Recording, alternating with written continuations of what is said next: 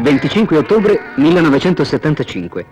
Sul circuito di Fiorano, alla presenza dei tecnici Ferrari, fa la sua prima apparizione ufficiale la Ferrari 312 T2, la vettura che cercherà di ripetere nel 76 le imprese della fantastica 312 T nel campionato mondiale 75 di Formula 1, una stagione strepitosa, un titolo di prestigio che è il 21esimo conquistato dagli uomini della Ferrari in 24 anni di attività di campionato. Ora però Monza non è che un ricordo affascinante. Ferrari pensa già al domani, a questa nuova 312 T2, la cui sperimentazione pratica è affidata all'abilità di Niki Lauda. Ultimo anello di una catena di conoscenze, di tecniche, di esperienze che parte dalle officine di Maranello per finire sulle piste di tutto il mondo. E non soltanto sulle piste di Formula 1.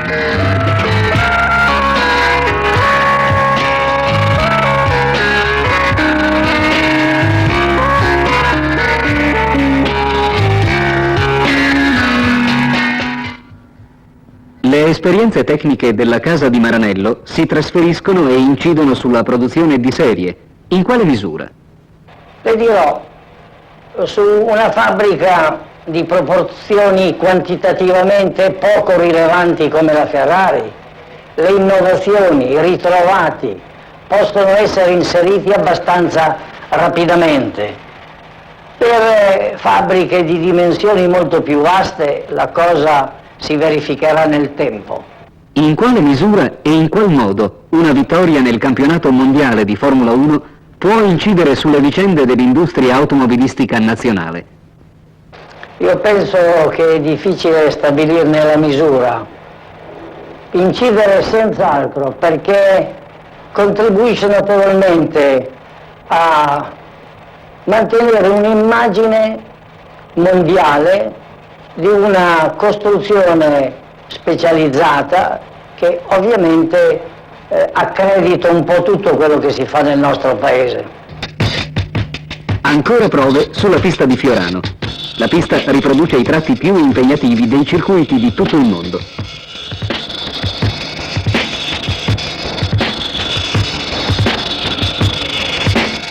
Un circuito televisivo permette di seguire la vettura in ogni suo movimento.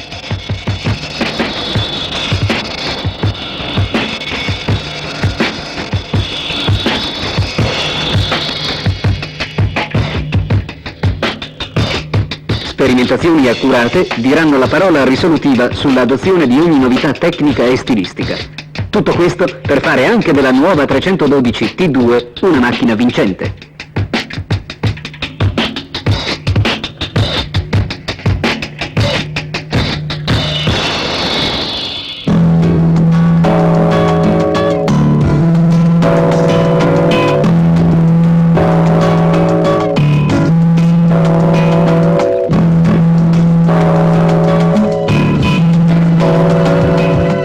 Monte Carlo, Gran Premio di Monaco.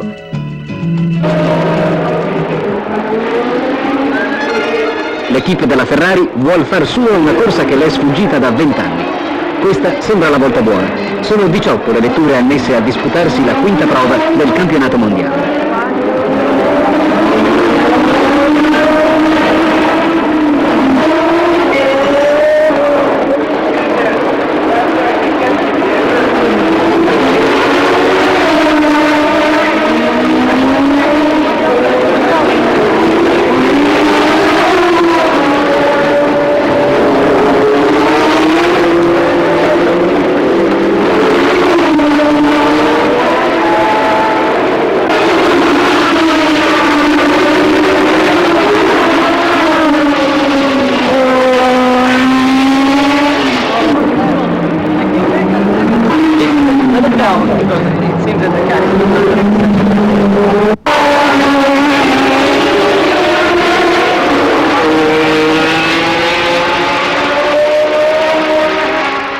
Le previsioni di un'edizione bagnata del Gran Premio costringono i piloti a provare le traiettorie con gomme da bagnato e a cercare gli assetti corretti, perché in corsa dovrà essere tutto a posto. Ogni attimo perduto sarà fatale.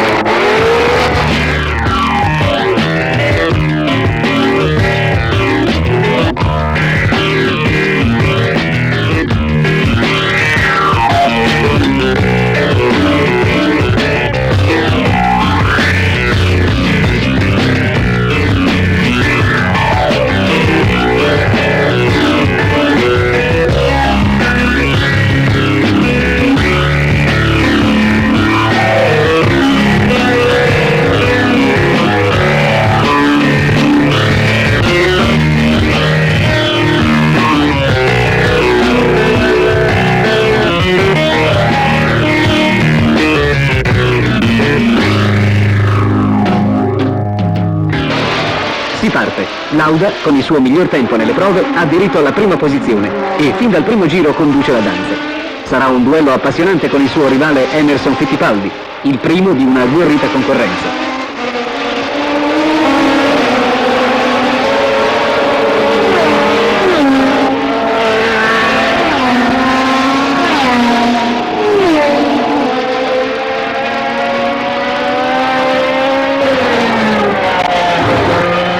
La pioggia gioca subito un ruolo importante.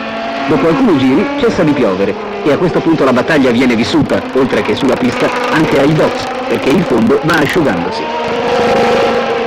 È una gara dentro la gara, quella che compiono i meccanici delle varie case nella sostituzione delle gomme da bagnato con quelle da asciutto.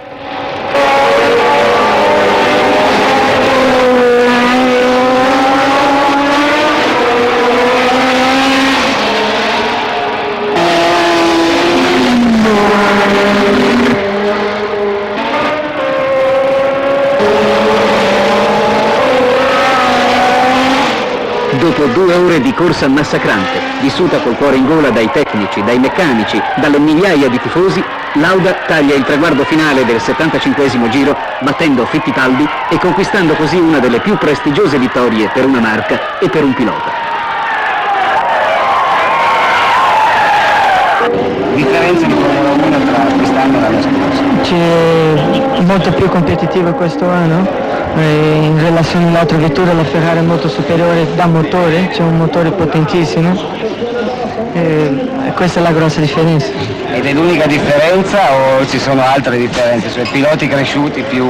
No, Niki va fortissimo, lui ha guidato molto bene questo anno, l'organizzazione della squadra Ferrari è andata molto bene, ma c'è una netta differenza tra i motori. E voi li raggiungerete presto o tardi? No, io volevo avere più di cavalli dietro di me per il prossimo anno. Una previsione per adesso, per domani? Vediamo, tentiamo mi avvicinare, io tento di mi avvicinare della Ferrari il più possibile, ma sarà difficile. Il 46esimo Gran Premio d'Italia a Monza è la penultima prova del campionato mondiale piloti. Manca mezzo punto alla consacrazione ufficiale di Lauda e della Ferrari campioni del mondo.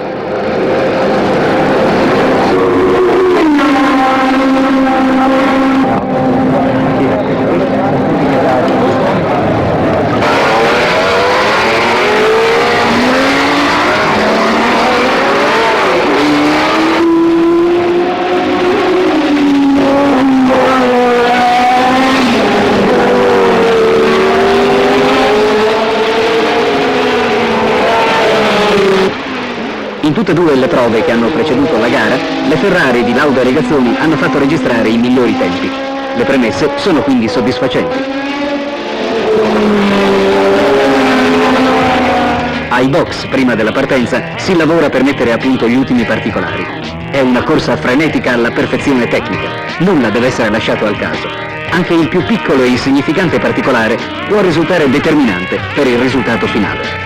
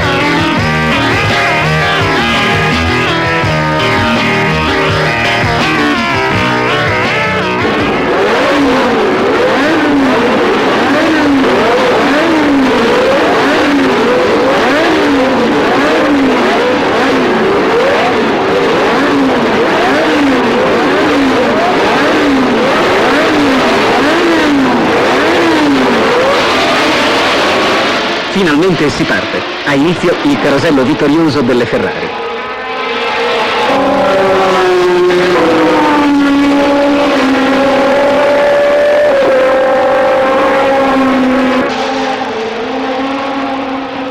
Regazzoni parte subito in testa e in questa posizione rimarrà fino alla fine.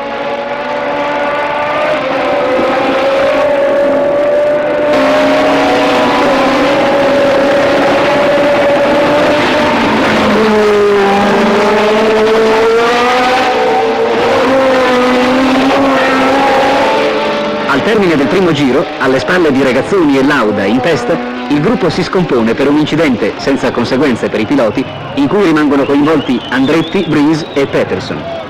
Al termine del giro successivo, le due Ferrari sono ancora al comando della corsa, già con largo margine.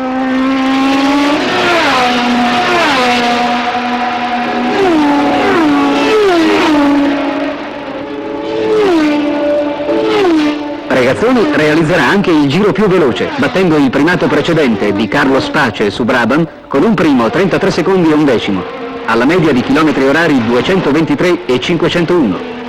Suo sarà anche il nuovo primato sulla distanza, alla media di 218 e 34 km all'ora.